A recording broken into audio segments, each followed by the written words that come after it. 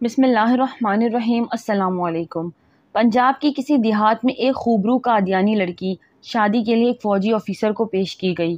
فوجی آفیسر نے شادی کی حامی بھرنے سے پہلے ایک شرط رکھی کہ وہ کبھی بھی قادیانیت قبول نہیں کرے گا۔ قادیانیوں نے اس کی شرط مان لی اور لڑکی فوجی آفیسر کے ساتھ روانہ کر دی۔ شادی کے بعد رشتے ناطے میں آنا جانا لگا رہا اور نرمی سے فوجی آفیسر کو مائل بھی کیا جاتا رہا۔ ایک دن قادیانیوں کے مذہبی رہنما تشریف فرما تھے اور انہوں نے فوجی آفیسر سے کہا کہ آپ مرزا غلام احمد قادیانی کو نبی نہیں مانتے، نہ مانیں، لیکن ہماری ایک بات قبول کیجئے۔ آپ استخارہ کریں کہ آیا نبی کریم صلی اللہ علیہ وسلم کے بعد کوئی نبی ہے یا نہیں، مرزا غلام احمد قادیانی سچا نبی ہے یا نہیں۔ فوجی کو زہر پلایا جا رہا تھا مگر اسے پیتے ہوئے احساس تک نہیں ہوا کہ وہ زہر کا پیالہ چڑھا چکا ہے۔ اس نے استخارہ کرنے کی حامی بھر لی۔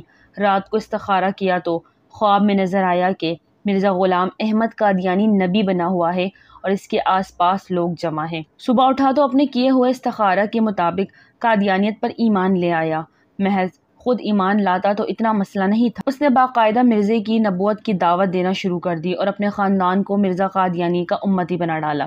سارے علماء بے بس تھے۔ جو عالم اسے دعوت دیتا تو کہتا میں نے کسی قادیانی کی دعوت پر مرزے کو نبی نہیں مانا، میں نے باقاعدہ استخارہ کیا اور استخارہ میں مجھے قادیانی بطور نبی دکھلایا گیا۔ مجھے از خود خواب دیکھنے کا موقع ملا۔ جب کوئی بھی عالم اسے دلیل سے مطمئن نہ کر سکا تو وہ تنگ آ کر علماء سے ملنا ہی چھوڑ گیا۔ بالآخر چناب نگر کے جلسے میں مولانا یوسف لدھیانی شہید تشریف لائے۔ ان کا شوہرہ تھا اور یہ فوجی آفیسر اسی ضام سے ملنے کو تیار ہو گیا کہ ان کے بڑے مولوی کو بھی دیکھ لیتے ہیں۔ مولانا سے جب فوجی آفیسر نے اپنا قضیہ بیان کیا کہ وہ کسی کی دعوت یا کسی لالچ میں قادیانی نہیں ہوا بلکہ وہ خود دیکھی ہوئی دلیل سے متاثر ہو کر قادیانی ہوا۔ استخارہ اللہ سے مشورہ ہے اور میں نے رب کے ساتھ مشورہ کیا جس کا حکم اسلام میں ہے، تو اللہ نے مجھے مرزا قادیانی کو نبی دکھلایا۔ اب میں اللہ کی مانوں یا مولویوں کی؟ جو اللہ نے مجھے از خود خواب میں دکھایا وہ چھوڑ کر مولویوں کو کیسے مان لوں؟ مولانا نے اس کا ہاتھ تھاما اور گویا زبان حال سے کہا فی الحال رب کی نہ مان، اس درویش مولوی کی مان کہ مولوی ہی بتائے گا اصلی رب کیا کہہ رہا ہے۔ مولانا گویا ہوئے اور کہا جب تم نبی کریم صلی اللہ علیہ وسلم کی ذات میں شک سے گزرے تو مسلمان ہی نہیں رہے۔ اگر تمہیں یقین کامل ہوتا کہ نبی کریم صلی اللہ علیہ وسلم کی ذات ہی آخری نبی ہے اور کوئی نبی آ ہی نہیں سکتا تو استخارہ کے لیے ہرگز تیار نہ ہوتے۔ جب تم نے استخارہ کی ٹھان لی تو گویا تمہیں شک ہوا کہ سید الابرار صلی اللہ علیہ وسلم آخری نبی ہیں یا نہیں۔ جب نبی کریم صلی اللہ علیہ وسلم کی ذات کے حوالے سے تم شک سے گزرے تو کافر ہو گئے۔ نبی کی ذات میں شک کرنا بھی کھلا کفر ہے۔ جو ہی تم شک میں مبتلا ہوئے تو کافر ہو گئے اور حالت کفر میں تمہیں قادیانی ہی نظر آنا تھا۔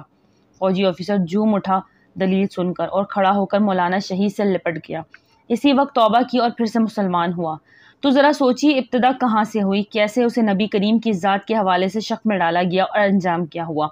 امام اعظم ابو حنیفہ نے یہی تو کہا تھا کہ بنا کسی دلیل کے ختم نبوت پر ایمان لے آؤ، جو سوال کرے گا وہ کافر ہو جائے گا۔ سوال شک کی بنیاد پر کیا جاتا ہے اور نبی اکرم صلی اللہ علیہ وسلم کی ذات میں شک کھلا کفر ہے۔ مولانا محمد امین صفدر اکاڑوی رحمۃ اللہ علیہ نے اپنی کتاب میں لکھا فرماتے ہیں مجھے وہاڑی کے ایک گاؤں سے بڑا محبت برا خط لکھا گیا کہ مولانا صاحب ہمارے گاؤں میں آج تک سیرت النبی صلی اللہ علیہ وسلم پر بیان نہیں ہوا۔ ہمارا دل بہت کرتا ہے کہ آپ ہمیں وقت عنایت فرما دیں، ہم تیاری کر لیں گے۔ میں نے محبت برے جذبات دیکھ کر خط لکھ دیا کہ فلاں تاریخ کو میں حاضر ہو جاؤں گا۔ دیے گئے وقت پر میں فقیر ٹرین پر سے اتر کر تانگا پر بیٹھ کر گاؤں پہنچ گیا تو آگے میزبانوں نے مجھے ہدیہ پیش کر کے کہا مولانا صاحب آپ جا سکتے ہیں، ہم بیان نہیں کروانا چاہتے۔ وجہ پوچھی تو بتایا گیا ہمارے گاؤں میں 90% قادیانی ہیں، وہ ہمیں دھمکیاں دیتے ہیں نہ تو تمہاری عزت نہ مال نہ گھر بار محفوظ رہیں گے اگر سیرت النبی صلی اللہ علیہ وسلم پر بیان کروایا تو۔ مولانا ہم کمزور ہیں، غریب ہیں، تعداد میں بھی کم ہیں، اس لیے ہم سیرت پر بیان نہیں کروا سکتے۔ میں نے لفافہ واپس کر دیا اور کہا بات تمہاری ہوتی تو یا میری ہوتی میں واپس چلا جاتا، بات مدینے والے آقا صلی اللہ علیہ وسلم کی عزت کی آ گئی ہے، اب بیان ہوگا ضرور ہوگا۔ وہ گھبرا گئیں کہ حضرت آپ تو چلے جائیں گے، مسئلہ تو ہمارے لیے ہوگا۔ میں نے کہا اس گاؤں کے آس پاس کوئی ڈنڈے والا یعنی بااثر یا گنڈا ہے؟ انہوں نے بتایا کہ گاؤں سے کچھ دور نورا ڈاکو رہتا ہے، پورا علاقہ اس سے ڈرتا ہے۔ میں نے کہا چلو مجھے لے چلو، نورے کے پاس۔ جب ہم نورے کے ڈیرے پر پہنچے، دیکھ کر نورا بولا، آج خیر ہے مولوی، کیویں آ گئے نا؟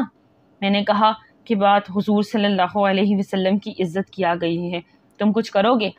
میری بات سن کر نورا بجلی کی طرح کھڑا ہوا اور بولا، میں ڈاکو ضرور ہوں پر بے غیرت نہیں ہاں۔